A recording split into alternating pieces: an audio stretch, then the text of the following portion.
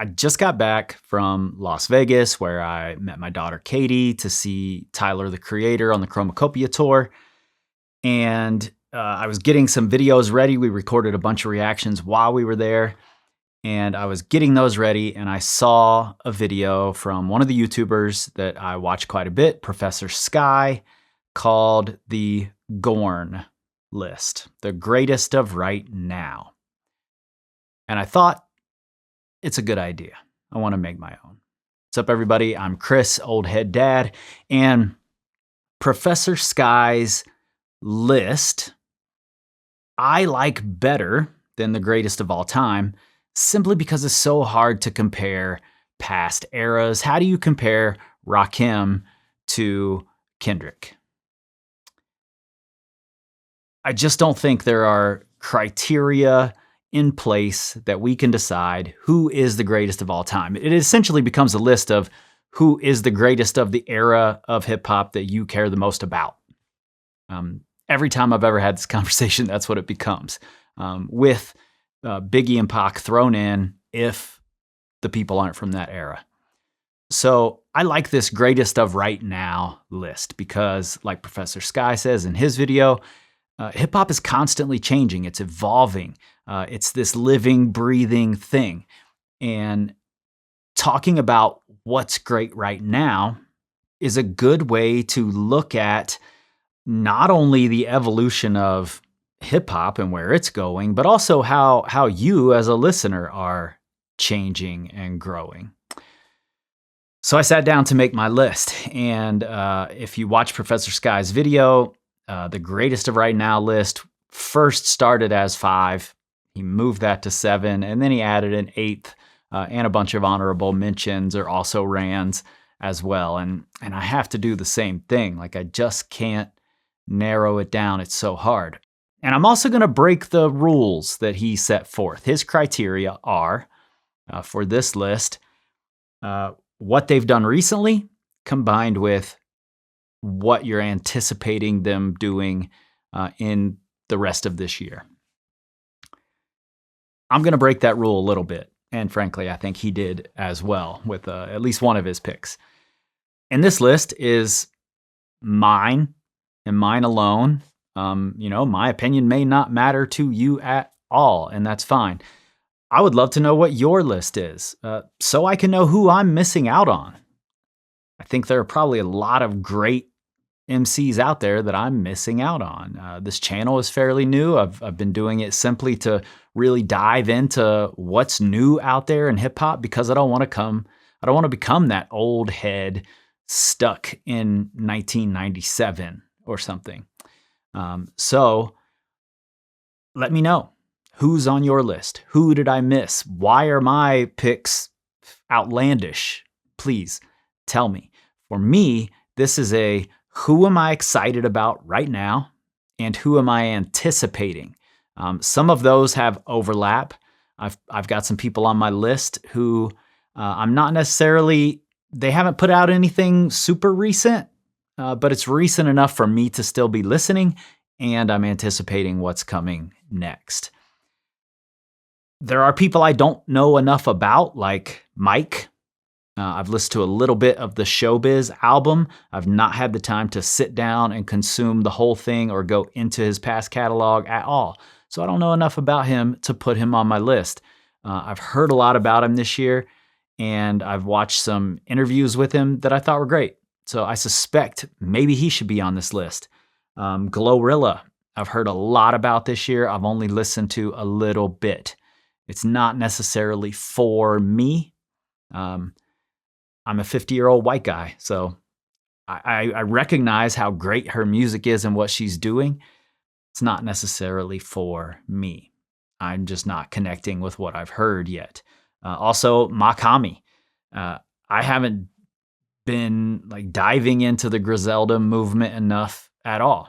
I recognize the skill there. I listened to Rich Ass Haitian, thought it was great. And in fact, I've considered reacting and reviewing to some of that, but B-Side Rap Reviews does such an incredible job with that lane, that style of coke rap, drug rap, mafioso sort of rap that I just can't imagine doing it better. So I've just left it there. Definitely someplace that I've got a blind spot. I also think there are some things that I'm anticipating that I don't know that much about. A$AP Rocky. I know a lot of people are excited for that album. His trial just wrapped up, and I think it could be a great thing. I think great art comes from trying times, and that's what he just went through. Saba and No ID. I didn't know Saba at all. I just listened to Smino for the first time, sort of connected into Saba from there, and listened to the songs that are coming on this new Saba and No ID project, and they're incredible. So I'm really looking forward to that whole project, which releases end of this week. So I'm really excited to hear that. Let's get into this list. For my official 8 spot, I changed it at the last minute. Literally 10 minutes before I sat down to record this video, I changed it. And I almost changed my list, but instead I'm just putting this person in the 8 spot, and that's Billy Woods. I really, really loved Maps, which I think was last year. Might have been 2023. Time flies past me. I loved Maps, and I listened to the new single off the new upcoming album, also produced by Kenny Siegel. The single was anyway, and it was great, but it's 60 days out or something, so I'm tempering my enthusiasm for now. I suspect by the end of the year, Billy Woods is going to be on this list. Number 7 for me, J. Cole. I've never been the biggest J. Cole fan. I've been a very, very casual observer of J. Cole. The only J. Cole song I really loved was Middle Child, and that might be my most replayed song of the last decade, actually. But I just haven't connected with a Cole album. So I've liked the way he moved post dropping out of this beef. I like what he did with his podcast and with his show at Madison Square Garden. So I'm looking forward to see what he does next. I'm not convinced that it's going to connect with me still, but I am anticipating it. Next up for me, and this is where I'm breaking a rule because there hasn't been any big drops in the last year or two, but there is new music coming. That's been verified. A$AP Rock. One of the most consistent Emcees of all time, period. He's put out a lot of high quality work. He's very, very consistent. He's built a ridiculously loyal fan base. And I think he's gotten more and more relatable as time has gone on. Certainly one of my favorite rappers to sit down with. And I've actually been sitting down with his work a lot lately. And I have some videos coming around that, another reaction video to Garbology that I'm going to do soon. But I've been thinking about how we consume A$AP Rock, and I think a lot of people are getting it wrong. Or maybe not getting all of it. Not seeing the whole picture, so to speak, when it comes to how to understand A$AP Rock. So I'm excited to dig more into what he's got coming this year. I just saw on an Instagram, him saying lots of new music coming this year. I'm excited about that. And also his feature on Maps with Billy Woods was incredible. Number 5 is a new one for me. I've gone back and listened to some older things, but what he's done in the past few months, combined with what just came out and what I believe is coming, what he says is coming, Ray Vaughn. The TDE camp is unmatched, especially in the past few years, past decade maybe, for really high quality artist development and high quality albums. I am an album person. It's just how I like to consume music. And Ray Vaughn has the combination of charisma. He's got a great story. He's good at storytelling, which I just learned through his most recent single. And he's got bars. I don't think there's a better combination. I'm really looking forward to what he's got coming out. After I did my first Ray Vaughn reaction, which was Impossible Patty, the response to Joey Badass, somebody recommended that I go back and listen to his LA Leakers freestyle. Incredible. Absolutely incredible. The charisma he has on the mic while he's freestyling, so good. Maybe the best I've ever seen. So if you haven't seen that, go look for it for sure. And be on the lookout for Ray Vaughn this year. I suspect he's going to end up on a lot of people's lists, and I had to have him on mine. Number 4 for me, JID. JID has been my pick for who is the next up for several years now. I loved the Forever Story. His recent features are incredible. And I can't imagine, based on his back catalog, based on the level of rapping that he does, which is at the highest, absolute highest level, I can't imagine that the upcoming project, which I believe is completing the trilogy, I can't imagine that it's going to be anything less than spectacular. So I've loved what he's done. I think his features have been just enough to keep people really excited, and the anticipation of this new project, which he said is turned in and should be out relatively soon.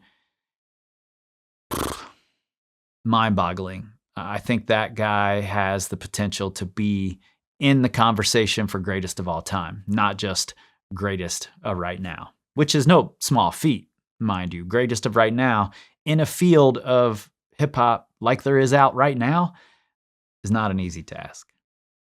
Number 3 for me, Tyler, the Creator. Just entered my list this year, maybe entered my top 5 of all time list. I don't know. Certainly close.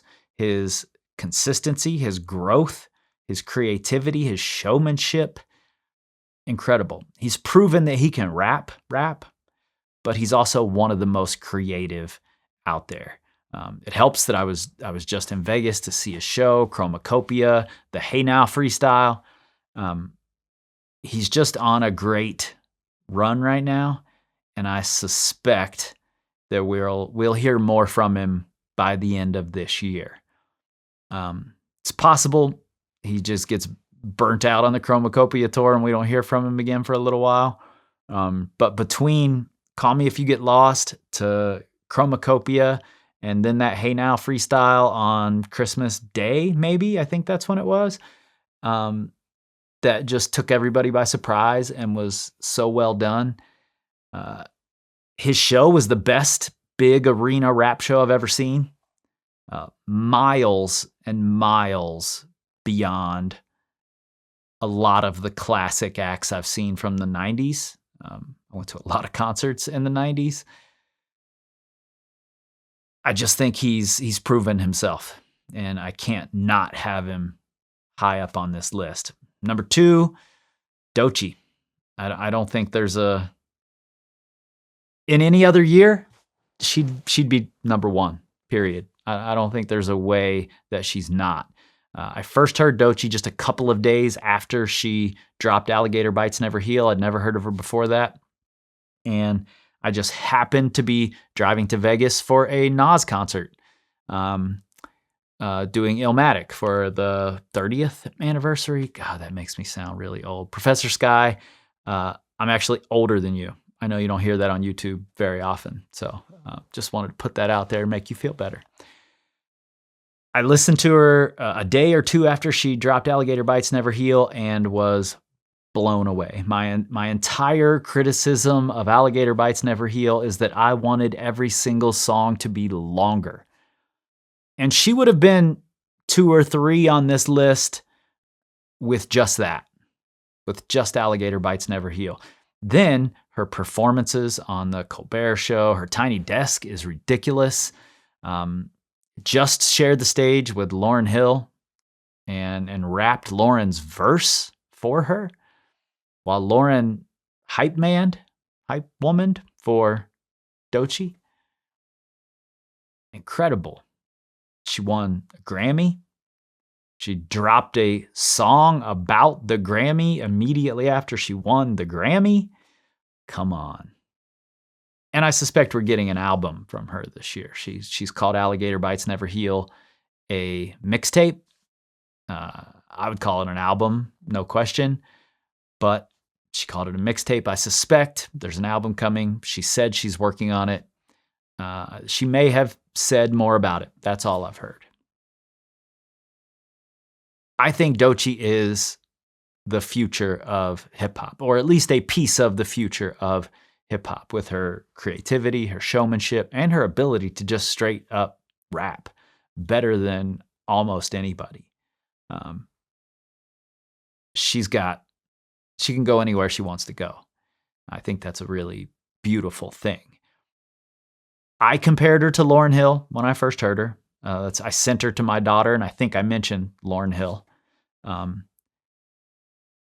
don't think that's entirely fair. I think Lauryn built half of the template that Doechii lives in, or built the platform that Doechii could build off of. I think Lauryn Hill and Lil Kim, then their daughters, the Nicki Minaj's, the Rhapsodies, that birthed Doechii, who can do both things: the sexuality, the intellectualism, can rap her ass off. So I think she's a big part of the future. Number one for 2025, the GORN, the greatest of right now. I agree with Professor Sky here. It has to be Kendrick Lamar. I don't see a way around that. Even without GNX, even if we just thought an album was coming, he might be number one. He might be number two. Hard to say there. But with the beef, with what he did, with GNX, which personally I think is an incredible album, I am a fan of anybody who can switch it up, who can keep it entertaining, who can keep it real, whatever that means, who can be true to themselves, be authentic to what they do. If you can make a banger while also having bars, no better way to do it. So for me, Kendrick takes the top spot, period. Even if we don't get a full-length album, even if we don't get a GNX Deluxe, whatever it is people think we're getting. I had my conspiracy theories. Everybody had them. Even if we don't get that, I think Kendrick will still be number one by the end of the year on this GORN list. And if he drops something else, he could possibly be top next year as well. That's debatable. We'll see. We'll see what happens there. But no one's ever had a year like Kendrick had this year. Contributed hugely to what I think might be the best year in hip hop. I graduated high school in 1993. I've long said I think 1993 is the best year in hip hop. So many incredible records. The Chronic was playing. Doggy Style came out. Onyx Slam came out. Tribe Called Quest, Midnight Marauders. So much incredible music came out in 1993. That's long been my top year. Wu-Tang came out in 1993. 2024 might have been better. Got me really excited about hip hop again. So for that, it's all K Dot.